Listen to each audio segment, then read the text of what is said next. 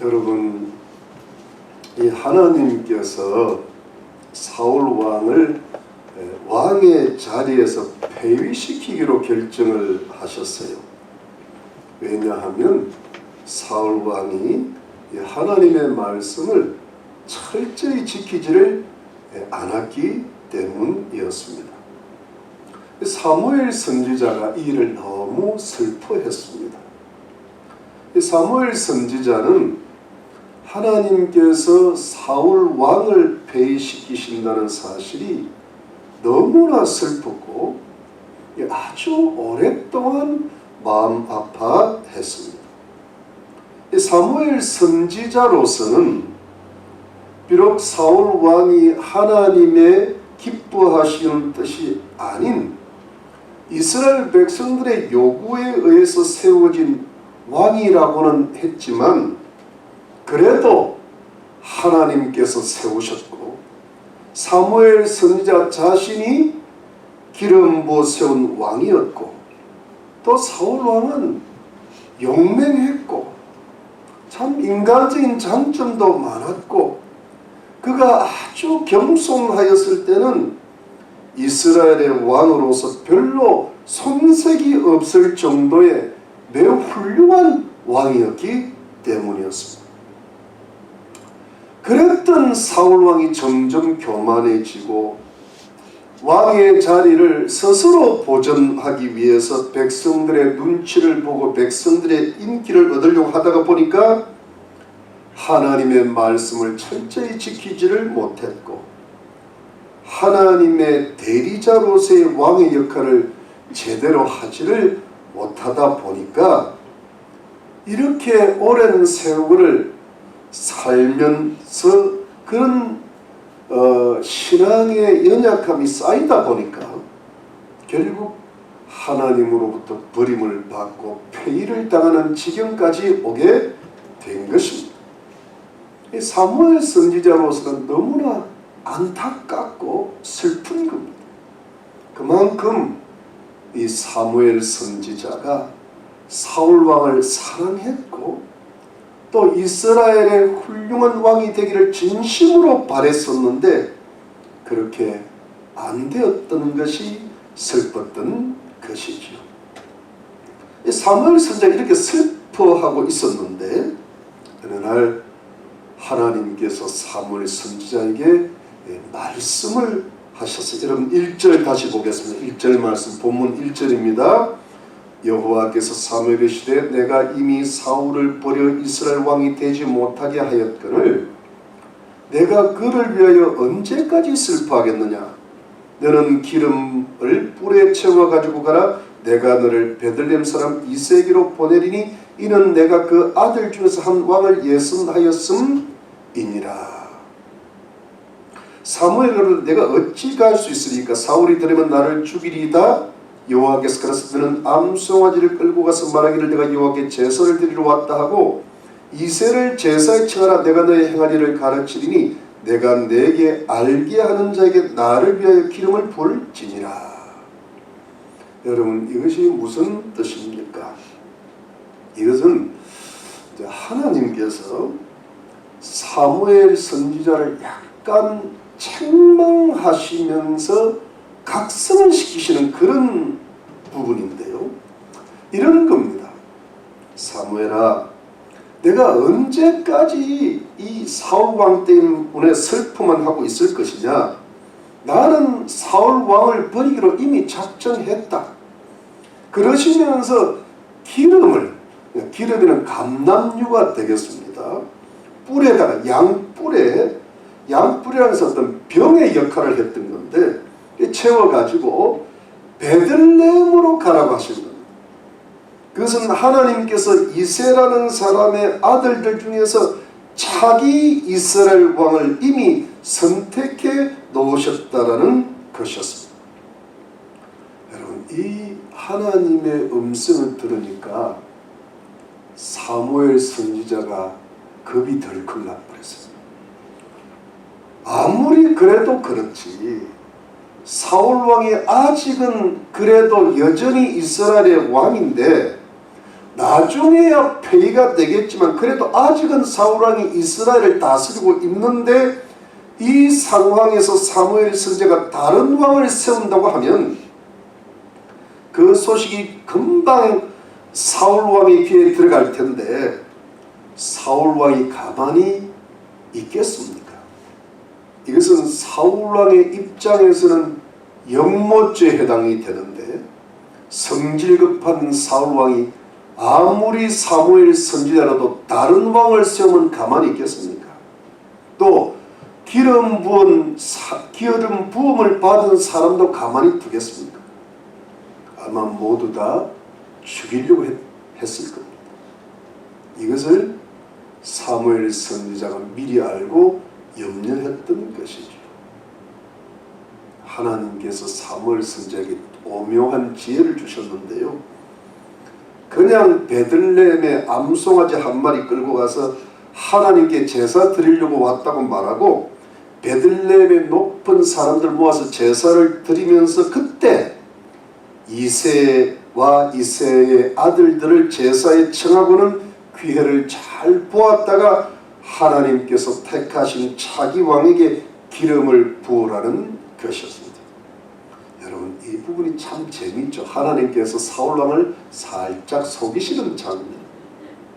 왜냐하면 이 사울왕이 하나님의 뜻도 모르고 순종도 안 하고 또 사무엘도 죽일 수 있고 왕으로 선택된 사람도 죽일 수 있으니까 하나님께서 사울왕이 알지 못하도록 이런 지혜를 사무엘 선지자에게 주신 것이죠.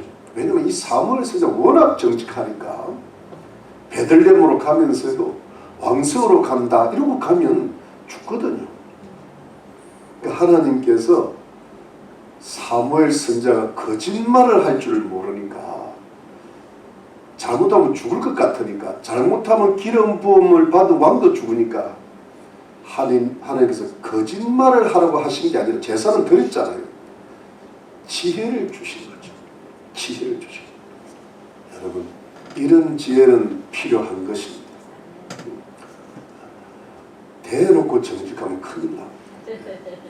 거짓말하는 게 아니라 지혜가 필요합니다. 이런 아슬아슬한 과정을 거쳐가지고 이 사무엘 선지자가 하나님의 말씀을 쫓아서 이스라엘의 차기 왕을 미리 기름 부어 세우게 되는데요. 이 사무엘 선지자가 베들레헴에서 하나님께 제사를 드리게 되고 따로 별도로 조용하게 이새와 그 아들들과 함께 식사를 하게 되었는데 여러분, 바로 그 자리에서 어떤 일이 있었을까요? 여러분, 6절 말씀 본문에 6절 한번 6절에 보니까 그들이 오매 사무엘이 엘리압을 보고 마음에 이르기를 여호와의 기름 부으실 자가 과연 그 앞에 있도다 하였더니. 여러분, 이게 무슨 말입니까? 먼저 이새의 아들들 중에서 장남인 엘리압이 사무엘 선지자 앞에 딱 나왔으니까 바로 그때에 이 엘리압이 사무엘 선지자의 눈에 그냥 확 들어왔던 모양입니다. 사무엘 선지자의 마음에 너무나 확 들었던 것입니다. 그러니까 여러분, 사무엘 선지자가 바로 했던 말이 이랬습니다. 과연 하나님께서 기름 부으실 자가 그 앞에 있도다라고 하였습니다. 그때 이 사무엘 선지자가 엘리압이 차기 이스라엘 왕이라고 확신이 들었던 겁니다. 그냥 하나님의 뜻이라고 확신했던 겁니다. 여러분, 결론적으로 그것은 확신이 아니라 뭐예요? 착각이죠. 착각. 사무엘 선지자의 잠깐의 실수였습니다. 이 엘리압이 하나님께서 택하신 왕이 아니었어요. 그래서 하나님께서 바로 사무엘 선지자의 실수를 교정하여 주셨는데 그것이 바로 유명한 성경 구절인 16장 7절입니다. 16장 7절 한번 보겠습니다. 7절 오늘 본문입니다. 여호와께서 사무엘에 이르시되 그 용모와 신장을 보지 말라. 내가 이미 그를 버렸노라. 나의 보는 것은 사람과 같지 아니하니 사람은 외모를 보거니와 나 여호와는 중심을 보느니라. 이런 거 보면 성형외과 의사분들은 큰일 났어요. 이 부분. 여러분, 하나님께서 말씀하시기를 엘리압의 용모와 신장을 보지 못하는 겁니다. 하나님께서 이미 엘리압을 버리셨다는 겁니다. 하나님께서 보시는 것은 사람과 같지 않으신데, 사람은 외모를 보지만 하나님은 중심을 보신다는 말씀이었어요. 여러분, 이 음성을 듣고 나니까 사무엘서가 정신이 번쩍 난 겁니다. 자신이 큰 실수를 할 뻔했다는 것을 깨달았습니다. 자신이 어디에 정신이 팔렸었는가 하면 엘리압의 외모였다는 것을 깨달았습니다. 엘리압이 너무 잘생기고 키도 아주 컸던 모양입니다. 너무나 아름답게 잘생긴 남자였습니다. 누가 보더라도 엘리압이 이스라엘의 왕 제목감이었습니다. 바로 여기에 사무엘 선지자가 잠시 마음을 빼앗겼습니다. 그래서 그만 하나님의 뜻인 줄 알고 실수하고 말았습니다. 그때 하나님께서 바로 교정을 시켜주셨죠. 하나님께서 엘리압을 이미 버리셨다고 했습니다. 사람은 외모를 보지만 하나님께서는 중심을 보신다는 말씀이었습니다. 그때 정신이 바짝 들었는데요. 여러분, 바로 성경의 이 유명한 부분이 참 중요하고 우리들의 현실적 삶에도 굉장히 중요합니다. 여러분, 사무엘 선지자가 누굽니까? 태어날 때부터 하나님께 바쳐진 사람이고 하나님의 성전을 떠나지 않고 자랐고 하나님의 말씀으로 교육을 잘 받았고 하나님의 직접 부르심을 받은 하나님의 참 선지자요 사사였습니다. 하나님과 친숙한 교제의 사람이었고 아주 신령한 하나님의 사람이었습니다. 모세 이후로 가장 위대한 선지자가 사무엘입니다. 그런데 여러분, 이런 하나님의 사람 사무엘도 순간적으로 아주 중요한 순간에 깜빡 실수를 할 수 있다는 이야기입니다. 이렇게 훌륭한 선지자가 왜 실수를 할 뻔했을까요? 다른 게 아니잖아요. 사람의 외모에 또는 조금 넓게 해석하면 외부적인 조건들의 마음을 그냥 빼앗겼기 때문입니다. 순간적으로 말입니다. 아마 여러분, 이것은 다름이 아니라 사무엘 선지자가 평소 때 생각했던 이스라엘의 왕의 모습이 이 사무엘 선지자의 마음에 어느 정도 각인이 되어 있었기 때문일 겁니다. 이 정도 사람이면, 이 정도 외모가 훌륭하면 이스라엘의 왕이 될 수 있겠다라는 생각이 이미 있었을 겁니다. 이건 이제 어떤 그 선입견 또는 선지식, 이 보통 사람들 마음에 그런 게 다 있거든. 그리고 아마도 사무엘 선지자는 이미 하나님께서 배신시키기로 결정하신 사울 왕의 모습을 마음속에서 아직 지워버리지를 못했기 때문인 것으로 보입니다.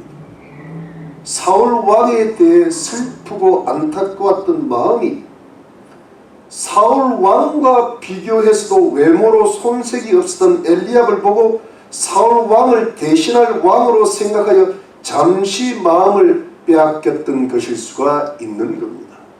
왜냐하면 이게 여러분, 이 사람은 참 복잡한 존재고 어떤 미련과 상처가 남으면 똑같은 사람을 선택하게 됩니다. 이 사람의 마음이 이렇게 불완전하고 미흡한 겁니다. 이 사무엘 선지자가 그렇게 훈련받은 성숙한 하나님의 사람이었지만 자기 생각에 빠지고 사람에게 연연하다 보니까, 즉 사울 왕에게 연연하다 보니까 또 사람에게 속고만 엘리압 같은 사람에게 또 하나님이 버렸답니다. 사울 왕이나 엘리압이나 똑같은 사람인데 또 속는 거예요. 이 사무엘 선지자도 어쩔 수 없는 사람이. 여러분, 이 중요한 순간에 이 사무엘 선지자가 가장 먼저 생각해야 되었던 것은 무엇이겠습니까? 그것은 사람의 외모, 외부적인 조건들보다는 하나님의 시선이었습니다. 하나님의 눈이, 하나님의 마음이 어디로 향하느냐 하는 것이었습니다. 하나님의 시선은 어디로 향하고 있으셨을까요? 하나님의 마음은 누구의 무엇을 보고 계셨을까요? 그것은 사람의 중심이었습니다. 그 중심이 뭡니까? 사람의 마음이요. 이 사람의 마음에, 이 사람 마음의 중심에 무엇이 있어야 한다는 뜻일까요? 여러분, 하나님의 시선은 어디에 머무실까요? 하나님의 마음은 어떤 사람의 마음에 가 계실까요? 그것은 다른 아무런 조건은 다 두 번째입니다. 세 번째, 하나님의 말씀에 철저히 순종하는 사람의 마음입니다. 하나님의 뜻에 온전히 순종하고자 애를 쓰는 사람의 마음입니다. 하나님의 마음과 사람의 마음이 합해지는 그 사람의 마음입니다. 하나님의 시선은 거기에 가 있습니다. 여러분, 왜 이런 마음, 이 사람의 마음, 이렇게 하나님께는 결정적으로 중요한 것일까요? 여러분, 그것은 하나님께서 왜 사울왕을 세우셨다가 배신시키기로 결정을 하시고 후회하셨는지 다시 살펴보면 되는 것입니다. 여러분, 왜 하나님께서 사울왕을 배신시키기로 결정하셨습니까? 다른 이유가 결코 아닙니다. 사울왕은 외모가 부족하거나 능력이 부족하거나 용맹함이 적거나 인간적인 매력이 없어도 절대 아닙니다. 인간적인 조건은 나름대로 충분한 사람이 사울왕입니다. 그래, 다만 한 가지가 결정적으로 부족하고 연약했는데, 그것은 이런 겁니다. 사울왕이 하나님의 말씀을 지키다가도 안 지키는 거예요. 하나님 말씀을 지키다가 철저히 하지를 못합니다. 하나님 앞에 회개를 하다가도 철저하게 회개를 못해요. 하나님께 기도를 하고도 중간에 그만둬버립니다. 제사장을 불러서 하나님께 기도하자는데 뭐가 일이 잘 돌아가니까 그만두라 그래요. 그러니까 잘 하다가 중간에 마음이 바뀌어집니다. 사울왕이 늘 이런 식이었습니다. 즉, 사울왕의 마음의 중심에는 하나님의 말씀이 없었고, 사울왕의 마음의 언저리에 하나님의 말씀이 어설프게 떠도는 겁니다. 여러분, 하나님의 거룩한 말씀이 사람의 마음의 중심에 깊이 뿌리를 내렸다는데, 그냥 마음의 언저리에 어설프게 떠돌아다니는 거예요. 어설프게 떠돌아다닌다는 것은 여러분, 평소 때는 잘 모르지만 중요한 순간에 그게 나타나게 됩니다. 그냥 다 같이 하나님 믿고 사는 것 같은데, 인생의 결정적인 순간에 그 마음의 중심에 하나님 말씀의 뿌리가 없으면 그것이 바로 하나님의 뜻대로 못 사는 실수를 만들어내게 됩니다. 여러분, 사무엘 선지자가 가장 주의를 기울여야 했던 부분이 바로 이 부분이죠. 왜요? 이것 때문에 사울왕이 실패했습니까? 이것 때문에 차기 왕이 앞으로 실패해서는 안 된다는 경각심을 가졌어야죠. 그런데 여러분, 사무엘 선지자도 실수하는 거예요. 그만큼 여러분, 사람은 어디에 약한가 하면 인간적인 외모와 인간적인 외부적인 조건을 너무 이렇게 황홀하게 들어오면요, 황홀하게 빠져요.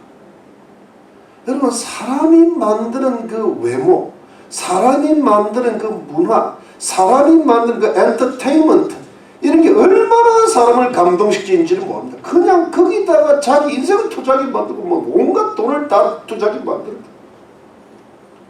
그만큼 인간이 만들어내는 그 어떤 아름다움이 큰 겁니다.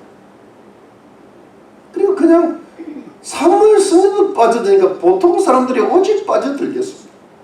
사람이니까 이런 실수들을 하게 되는 거죠. 근데 여러분, 이런 연속적인 실수들이 반복이 되면 그 사람 인생이 되어버려요. 실패는 그렇게 오는 거죠. 그러나 여러분, 이 사무엘 선지자는 역시 하나님의 사람이었어요. 정신을 바짝 차리고 다시 하나님의 음성을 듣기 시작하였어요. 하나님의 뜻에 자신의 마음을 기울였어요. 하나님의 음성에 자신의 귀를 집중을 시킵니다. 이게 이제 영적인 싸움입니다. 왜? 황홀경이 들어오는데 그걸 어떻게 이깁니까? 하나님의 뜻에 집중해야 이겨내요. 하나님께서 사무엘 선지자에게 하나님의 뜻을 가르쳐 주십니다. 여러분 8절 말씀 한번 보겠습니다. 8절에 보니까 이새가 아비나답을 불러 사무엘의 앞을 지나게 하며 사무엘이 가로되 이도 여호와께서 택하지 아니하시느니라. 이새가 산마로 지나게 하며 사무엘이 가로되 이도 여호와께서 택하지 아니하시느니라. 이새가 그 아들 일곱으로 다 사무엘 앞을 지나게 하니 사무엘이 이새에게 이르되 여호와께서 이들을 택하지 아니하셨느니라 하고. 여러분, 이것이 뭐냐 하니까 이새의 7 아들들이 사무엘 선지자 앞을 다 지나가는데 하나님께서 가르쳐 주는 겁니다. 하나님께서 택하신 사람이 아니라고 계속 가르쳐 주십니다. 여러분, 이때 이것이 여러분 이 짧은 순간이고 우리 인생 전체를 볼 때는 7명의 아들들이 7명의 사람들이 될 수도 있고 7 사건이 될 수 있거든요. 근데 그때 아마도 사무엘 선지자의 생각에 마음이 드는 이스라엘의 왕 제목감이 또 있었을는지도 몰라요. 이 사람이라면 이스라엘의 왕으로 참 적당하겠다는 생각이 들었을지도 모릅니다. 그러나 여러분, 사무엘 선지자는 더 이상 인간적인 것에 마음을 빼앗기지 않습니다. 사무엘 선지자는 오직 하나님의 음성에 영적인 귀를 기울였고 하나님의 거룩하신 뜻에 영적인 촉각을 곤두세웠습니다. 여러분, 바로 이런 부분이 중요한 거죠. 하나님께서 우리 성도님들에게 원하시는 게 뭘까요?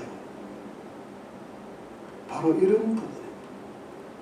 세상을 살면서도 사랑과 더불어 살아가면서도 우리 하나님의 백성들만큼은 하나님의 소망이 있는 하나님의 거룩한 자녀들 백성들만큼은 하늘의 하나님께 그 음성의 귀를 기울이고 하나님의 거룩하신 뜻의 영적인 촉을 곤두세우고 살아가라고 부탁을 하시는 하나님의 시선이 하나님의 마음이 과연 어디에 있느냐를 찾아내야 된다는 거예요. 그래서 우리 하나님의 백성들이 사랑과 더불어 이 세상을 살아가면서도 세상에 빠져들지 않고 사람에게 미혹당하지를 않고 세상에 타락하지 않고 사단의 미혹에 걸려들지를 않고 우리를 향하신 하나님의 선하시고 온전하시고 기뻐하시고 거룩하신 뜻을 깨닫고 우리를 인도하시는 하나님의 인도하심을 우리가 깨닫고 그 인도를 받을 수 있음을 믿으시기를 바랍니다. 여러분, 이 과정이 때로는 우리의 영혼을 답답하게 만듭니다. 뭔가 시원치가 않아요. 여러분, 하나님의 인도가 꼭 그렇습니다. 오히려 세상 사는 게 좀 시원시원할 수 있습니다. 여러분, 에서가 시원할까요? 야곱이 시원할까요? 야곱은 쫀쫀하고 에서는 시원합니다. 근데 나중에 야곱은 이스라엘이 됐고 에서는 에돔, 에석하다고 해서 에서가 된 겁니다. 우리가 주님을 따라가는 거리 좁은 길이라고 오늘 기도가 나왔는데 넓은 길이 아닙니다. 특히 요즘은 사람들이 99% 넓은 길을 가거든요. 자기 좋은 대로 가고 살죠. 누가 말립니까 그걸? 그런데 하나님 백성들이 하나님 뜻대로 살고 하나님 말씀대로 산다는 게 더 좁은 길이 되었죠. 불편하고 고생스럽고 치고하고 마치 사막의 길을 걷는 것 같습니다. 그러나 여러분, 이것이 결국은 하나님께서 기뻐하시는 길이며 하나님이 우리들을 이 길로 인도하고 계시며 마침내 이 길이 하나님의 축복을 받는 것이며 하나님께 많은 영광을 올려드리는 길인 것을 믿으시면 좋겠습니다. 여러분, 사무엘 선지자가 이렇게 하나님께 영적인 촉각을 곤두세우고 하나님의 인도만을 따르다 보니까 결국 마침내 어떻게 되었어요? 사실은 어떻게 되었습니까? 사실은 처음에는 여러분, 여기서 참 이렇게 우리가 하나님 인도를 보면 일이 좀 평탄하고 형통하고 탁 풀려야 되잖아요. 근데 여러분, 영적인 드라마는 그렇지 않습니다. 여러분 한번 보세요. 세상의 드라마, 뭐 인기 드라마를 보더라도 그렇게 쉽게 풀립니까? 마지막 결정적인 순간에 또 이상한 일이 탁 생긴단 말이에요. 그게 다 성경에 나온 거예요.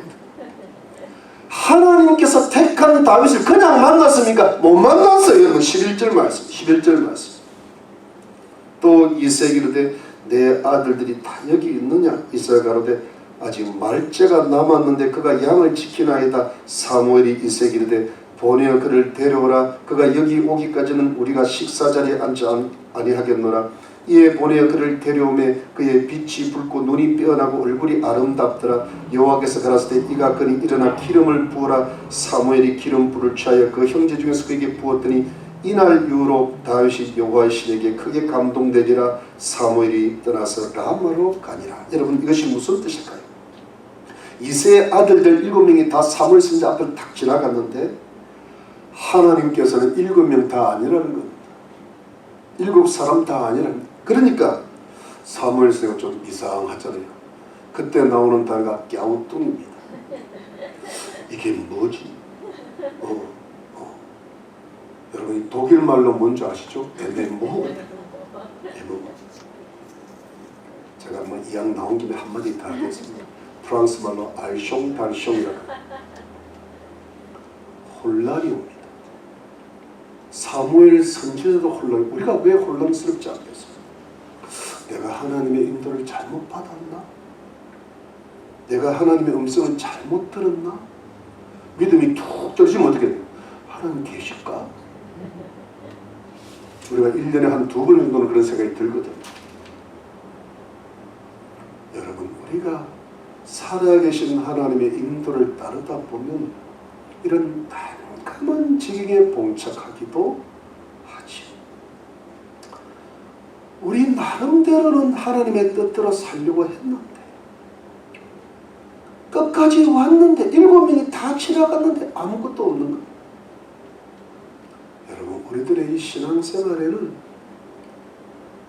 의심과 혼란이 얼마든지 있을 수 있죠. 왜? 하나님은 이 세상을 창조하시고 살아서 역사하시지만 우리 육신의 눈에는 안 보이니까 우리가 하나님의 인도를 제대로 받아 내 신앙생활의 끝이 무엇인가가 자꾸 혼란스럽고 의심이 들지. 여러분, 바로 이 순간에 사무엘 선지자가 포기를 안 합니다.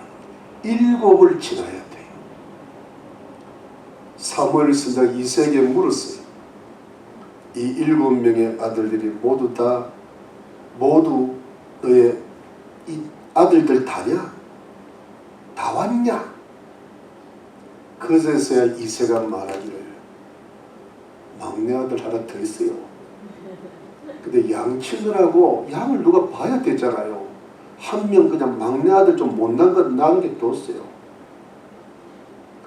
그 소리를 딱 듣는 순간에 사무엘의 영적인 감각이 총동원되는 순간입니다. 이게 이제 삐릿삐릿한 게 있어요. 이게. 영적인 사람은 거기 이거다. 이 사무엘 선지자의 이 영혼에 하나님의 뜻이 확 들어오는 순간입니다. 아마도 들판의 그 막내 아들이 하나님께서 택하신 왕일 것이라는 생각이 확 들어오는 겁니다. 이것이 하나님의 인도를 끝까지 받는 방법입니다. 사무엘 선지자가 즉시 그 아들 데려오라는, 그 아들 데려오기까지는 식사 안 하겠다는 겁니다. 무엇인가 사무엘 선지자가 하나님의 뜻을 깨달았던 것이죠.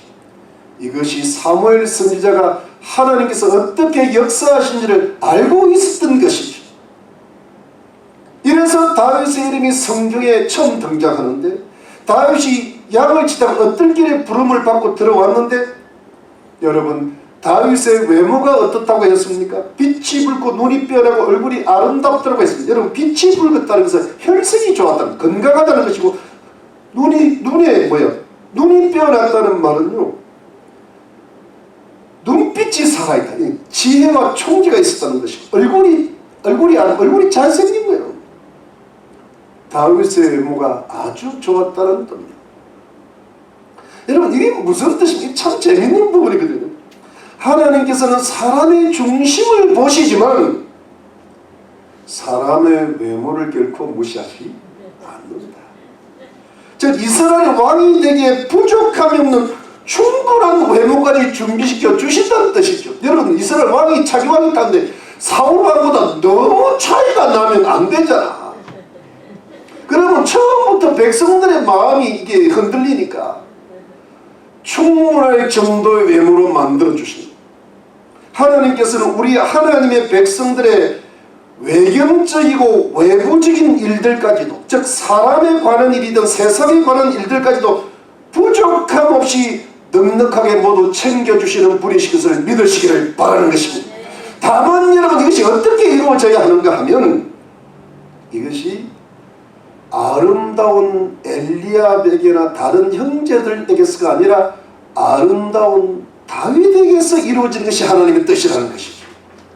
하나님의 시선이 머물고 똑같이 아름답지만 그 시선은 엘리압이 아니라 다윗에게 머물고, 하나님의 뜻이 있는 사람에게나 하나님의 뜻이 있는 사건들에게 하나님의 시선과 마음처럼 우리의 시선과 우리의 마음이 거기에 머물러야 된다.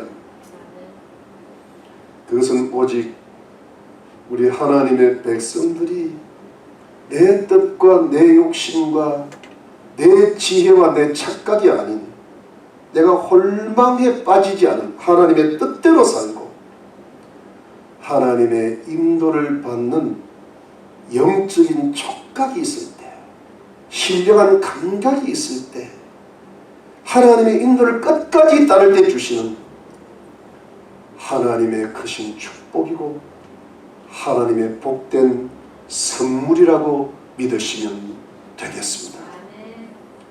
결국 하나님께서 다윗을 선택하시고요, 사무엘 시절 하나님의 영적인 인도를 받아서 결국은 다윗을 만났고, 그 하나님께서 선택하신 다윗에게 기름 부어서 이스라엘 차기 왕으로 세우셨습니다. 다윗에게 기름을 붓자 다윗에게 하나님의 신이신 성령님이 충만하게 임했다고 했습니다. 그러므로 사랑하는 성도입니다, 하나님께서 오늘의 말씀을 통하여 우리에게 주신 영적인 교훈은 무엇인가요? 그것은 사람에게 이끌리지 말고 오직 하나님께 이끌리라는 말씀입니다. 즉 우리 하나님의 백성들은 사람의 시선으로 사람이나 사물이나 세상 일들을 바라보지 말라는 것. 여러분 너무 훌륭한 사람이 나타나면 획 돌아갑니다. 너무 많은 좋은 걸 보면 넘어가. 이게 우리의 연약한 모습. 부함직도 하고 먹음직도 하고 지혜롭게 하면 탐스럽게 하면 선악과 밥 따먹어. 우리가 그렇게 약한 부족한 미흡한 존재를 알고 우리가 정신을 차리고 영적인 촉각을 가지고 하나님의 음성에 우리의 영적인 귀를 기울여서 오직 하나님의 시선으로 하늘의 하나님의 주시는 은혜로 사람이나 세상이나 세상 모든 사건들을 바라보는 영적인 눈과 영적인 마음과 영적인 지혜를 가지시기를 바라는 것입니다. 그래야 하나님께서 우리를 인도하시고 하나님께서 기뻐하시고 원하시는 바로 그 사람, 그 사건, 그 세상 일들까지 도달하게 하시는 것. 거기에 하나님의 진정한 축복이 있고 하나님께 영광을 돌릴 수가 있다는 것입니다. 여러분, 만일에 사무엘 선지자가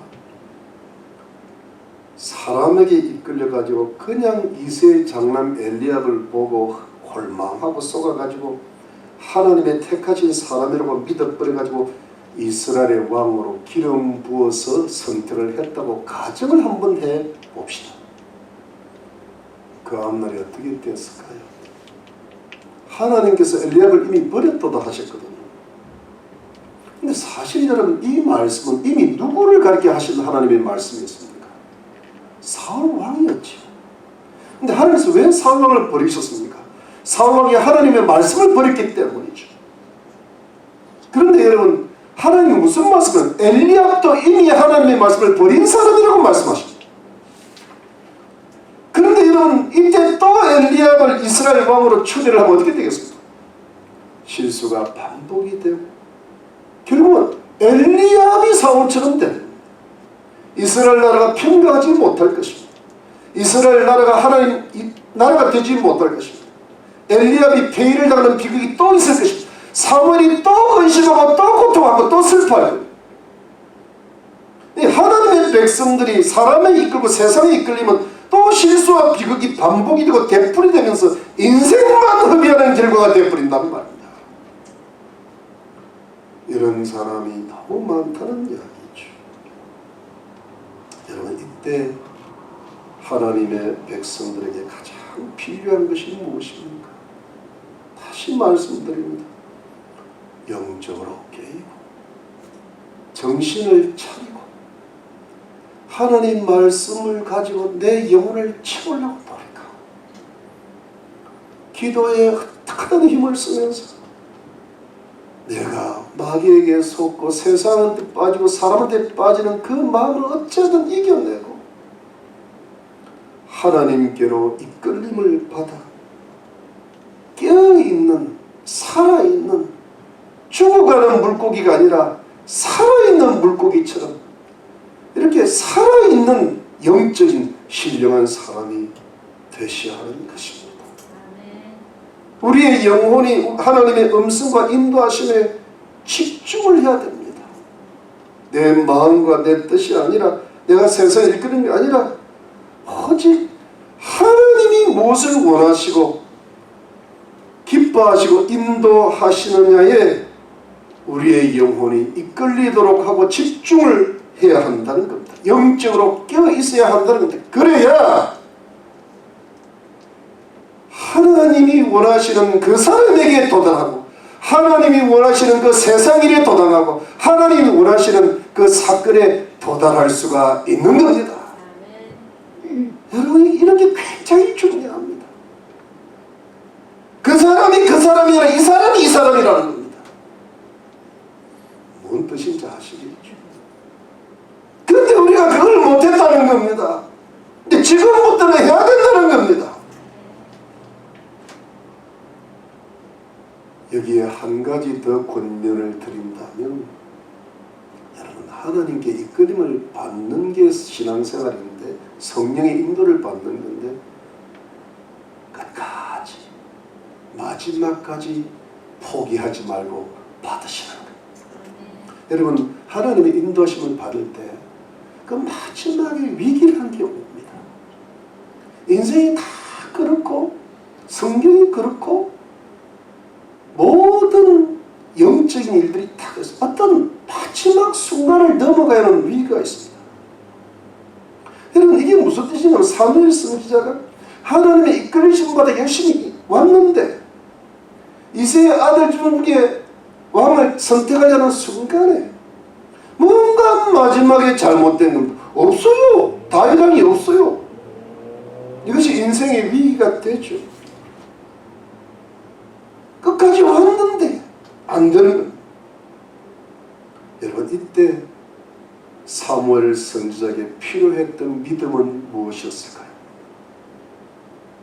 지금까지의 하나님의 인도하심과 하나님의 함께하심이 절대 헛되지 않았다는 것을 믿고 신뢰하면서 마지막까지 하나님을 믿는 믿음으로 돌파하는 강력한 믿음이었던 것입니다. 눈에 보이는 이세 아들들이 다가 아니었어요. 지금 눈에 보이지 않는 아들 막내가 남아있었던 겁니다. 이 아들이 누굽니까? 하나님이 지시하신 그 사람이에요. 그게 다윗이. 사무엘 선지자가 마침내 이 다윗을 찾아냈던 겁니다. 그리고 이 다윗왕을 통하여 하나님의 영광이 이스라엘에 찬란하게 비쳐나가기 시작했습니다. 그러니까 다윗은 하나님께서 숨겨놓으셨던 거예요. 다윗은 하나님께서 숨겨놓으셨던 보물이었어요. 보물과 같은 삶. 그런데 사무엘 선지자가 이 보물을 찾아냈다는 거예요. 여러분, 보물은 숨겨져 있는 겁니다. 다이아몬드가 길거리에 있는 거 봤습니까? 돌은 많아요. 돌 주울래요? 다이아몬드 주울래요? 다이아몬드는 줍는 게 아니에요. 캐는 겁니다. 최고의 보물이죠. 하나님의 축복이 그저 뭡니까? 아니에요. 우리 구원도 예수님이 십자가에 죽으신 그 은혜로 구원받은 거 아니에요. 그 얼마나 힘들게 구원을 이루신 거예요. 우리가 하나님께 영광을, 그 축복이 그냥 옵니까 여러분? 그냥 오는 거는 가짜요. 진짜 거기는 땀을 흘려야 되는 것 아닙니까? 캐드는 수고가 있어야죠. 여러분, 보물 쓴 지도는요, 한참 돌아야 보물이 나오는 겁니다. 하나님께 이끌음을 받았고 끝까지 포기하지 않고 마지막 위기를 믿음으로 강하게 돌파해 나갔을 때 숨겨진 보물인 하나님의 위대한 사람 다윗을 찾아냈던 겁니다. 다윗을 찾아내고 나니까 그 다윗이 이스라엘을 크게 만들었다. 하나님의 축복의 나라로 만들었다. 하나님께서 숨겨놓으셨다가 사무엘서 믿음으로 돌파하니까 하나님께서 나타나셨다. 이것이 여러분 하나님의 축복의 보물을 키워내는 원리인 것입니다. 여러분, 말씀을 마칩니다.